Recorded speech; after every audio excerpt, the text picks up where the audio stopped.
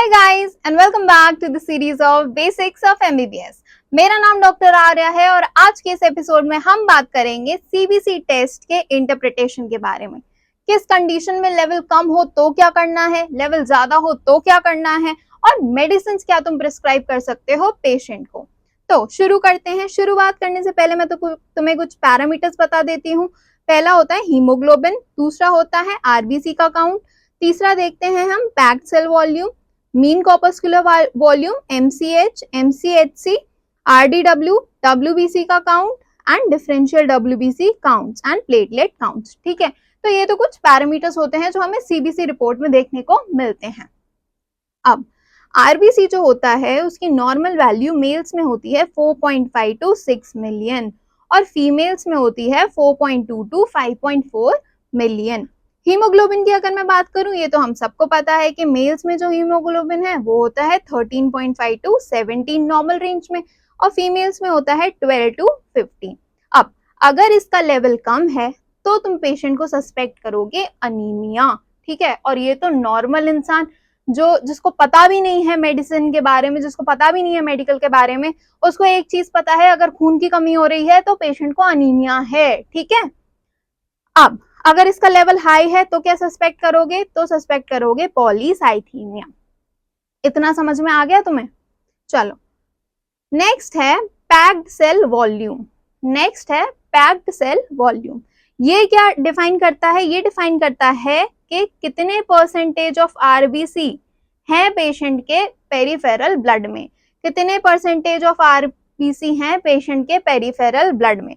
Normal value की अगर मैं बात करूं, मेल्स में होता है 40 to 54% और फीमेल्स में होता है 36 to 48%। इसका लेवल कम हो गया तो क्या सस्पेक्ट करोगे? तो सस्पेक्ट करोगे अनीमिया हो सकता है, ब्लड लॉस के कारण हो सकता है या फिर ओवर हाइड्रेशन के कारण हो सकता है। ठीक है, अब लेवल हाई क्यों होता है? लेवल हाई हो सकता है कि अगर पेशेंट को डिहाइड्रेशन है, कोई लंग डिजीज है या फिर पॉलीसाइथीमिया है।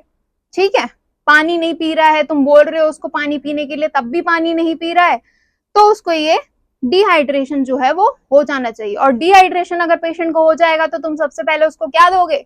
सबसे पहले तुम उसको एक पैकेट ओआरएस 1 लीटर बोतल में घोल के दोगे और बोलोगे कि चुपचाप पियो। ठीक है, चलो नेक्स्ट आता है तुम्हारा मीन कॉर्पस्कुलर हीमोग्लोबिन एमसीएच। ये क्या इंडिकेट करता है? ये इंडिकेट करता है एवरेज अमाउंट ऑफ हीमोग्लोबिन जो कि है एक आरबीसी में। एवरेज अमाउंट ऑफ हीमोग्लोबिन जो कि है एक आरबीसी में। नॉर्मल वैल्यू की अगर मैं बात करूं, इसकी नॉर्मल वैल्यू होती है 27 to 33।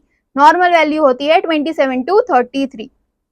लेवल अगर बढ़ा हुआ है 33 से ज्यादा है तो क्या सजेस्ट करोगे? Macrocytic anaemia. इसके एग्जाम्पल क्या होते हैं? B12 deficiency and folate deficiency.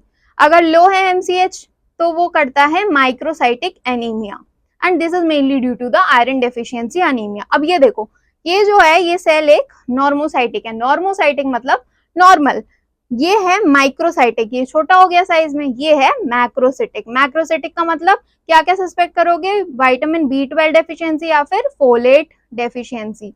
अब फोलेट कौन सी डेफिशिएंसी से होता है ये बताओ? कौन सी विटामिन की डेफिशिएंसी से होता है ये बताओ? और माइक्रोसाइटिक है तो iron deficiency anaemia.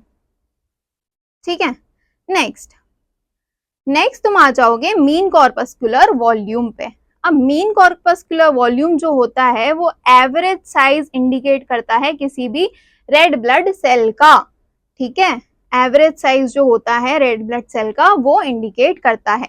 Normal value की अगर मैं बात करूं तो नॉर्मल वैल्यू इसकी होती है 80 to 100। 80 to 100 इसकी नॉर्मल वैल्यू होती है। हाई अगर है तो क्या करोगे? विटामिन B12 या फिर फोलिक एसिड डेफिशिएंसी उस पेशेंट को सजेस्ट करोगे। लो है तो लो होती है तो आयरन डेफिशिएंसी एनीमिया या फिर थैलेसीमिया जो है वो पेशेंट को हो सकता है।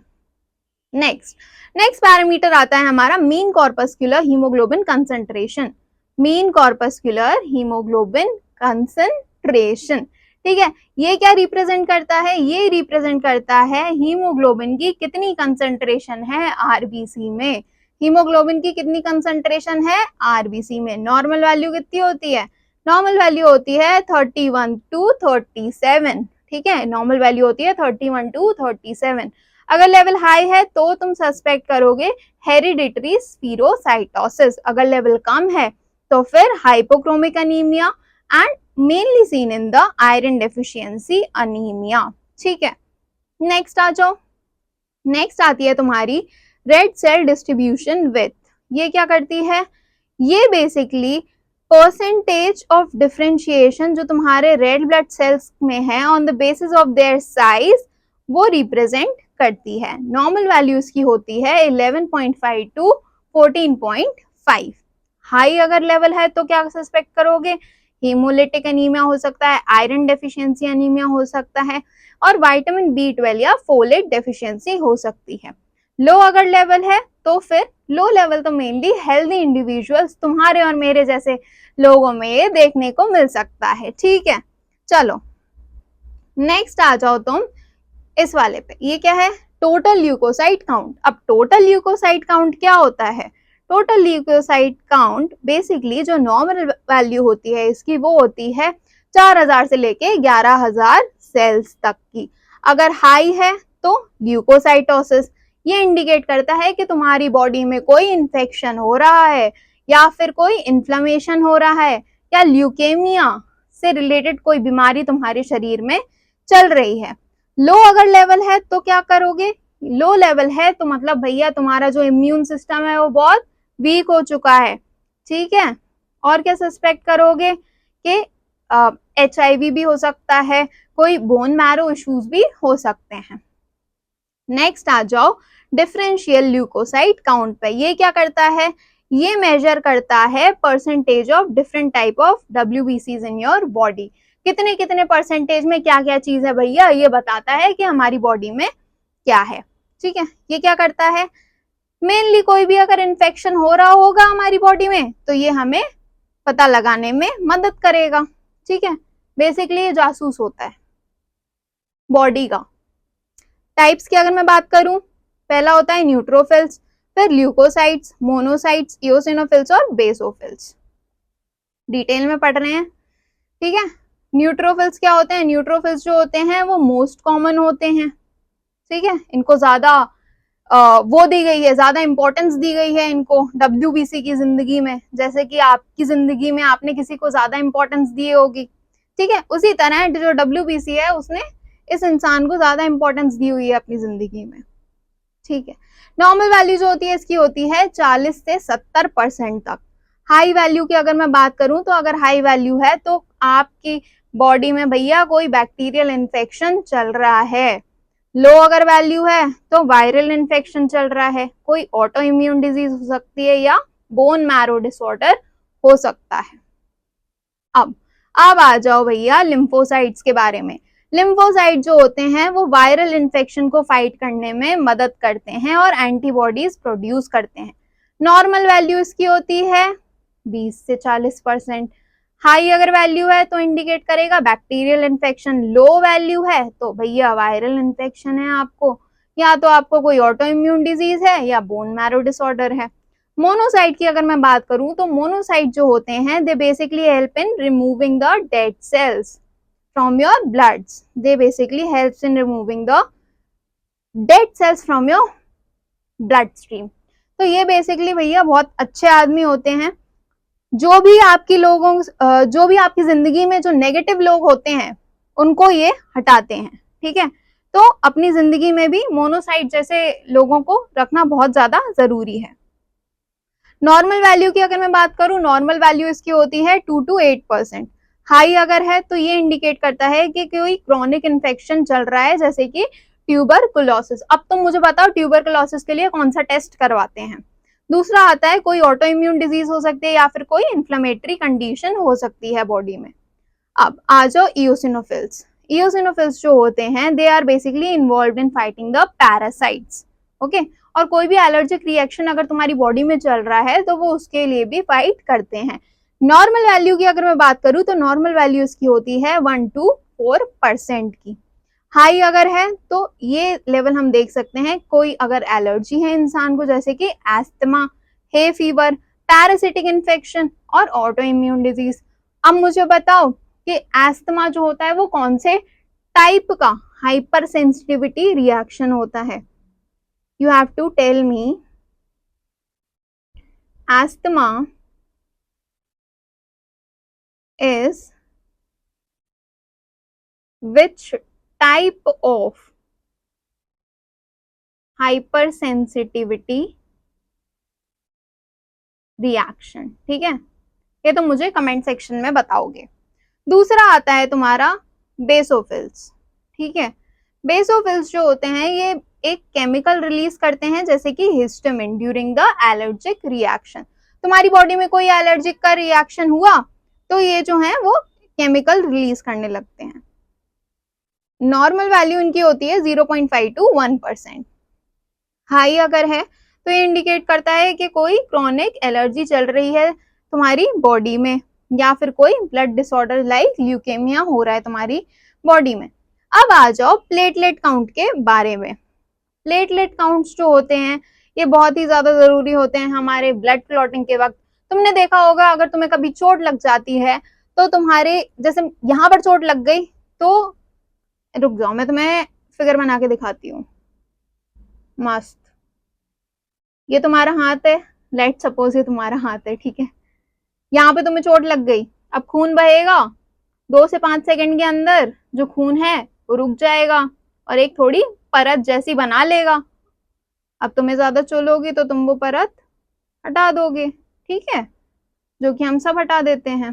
तो ये होती है इनका फंक्शन, ब्लड क्लॉटिंग में ये हेल्प करते हैं।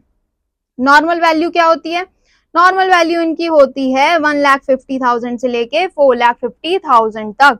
हाई कब होती है? हाई तब होती है जब बॉडी में कोई इन्फेक्शन चल रहा हो, इन्फ्लेमेटरी डिजीज हो या फिर आयरन डेफिशिएंसी अनीमिया हो। लो कब होगी? लो तब होगी जब बॉडी में वायरल इन्फेक्शन जैसे कि डेंगू हो गया या फिर कोई एप्लास्टिक अनीमिया या ल्यूकेमिया है।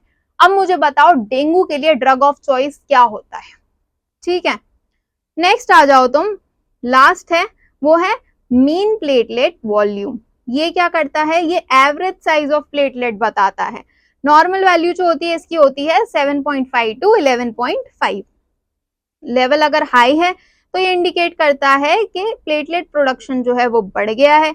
अगर लेवल लो है तो ये इंडिकेट करता है कि भैया आपकी बॉडी में बोन मैरो सप्रेशन होने लगा है। ठीक है, तो अब तो ये तो थे कुछ पैरामीटर्स के बारे में। अब आ जाओ तुम, ये जो है रिपोर्ट, इसमें क्या दिख रहा है तुम्हें?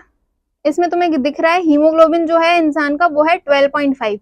नॉर्मल रेंज क्या होती है हीमोग्लोबिन की? 13.0 to 17.0। रुको मैं जूम कर देती हूँ। तो इसमें हीमोग्लोबिन की लेवल क्या है? हीमोग्लोबिन का लेवल इसमें कम है। और क्या क्या कम दिख रहा है? रेड ब्लड सेल काउंट, ठीक है। पैक्ड सेल वॉल्यूम जो है वो हाई है। तो क्या होगा उसको कमेंट सेक्शन में बताना। प्लेटलेट काउंट जो है भाई बॉर्डर लाइन पे है इंसान के, क्या हो सकता है उसको, ये भी तुम मुझे कमेंट में बताओगे। ठीक है, तो ये तो थे हमारी जो सीबीसी की रिपोर्ट होती है उसको कैसे पढ़ा जाता है, ये मैंने तुम्हें आज इस वीडियो में बताया। नेक्स्ट वीडियो में मैं तुम्हें बताऊंगी कि कौन सी मेडिसिन जो है वो तुम प्रिस्क्राइब कर सकते हो। अब अगर तुम्हें इस चीज के नोट्स चाहिए, नोट्स अगर चाहिए तो कमेंट सेक्शन में पीडीएफ लिख दो और मैं तुम्हें इंस्टाग्राम पे ये नोट्स जो हैं वो डीएम कर दूंगी। ठीक है, और कोई भी डाउट हो, कोई भी डाउट हो, मेरी इंस्टाग्राम आईडी है उस पे तुम मुझे कांटेक्ट कर सकते हो फॉर एनी डाउट्स। ओके।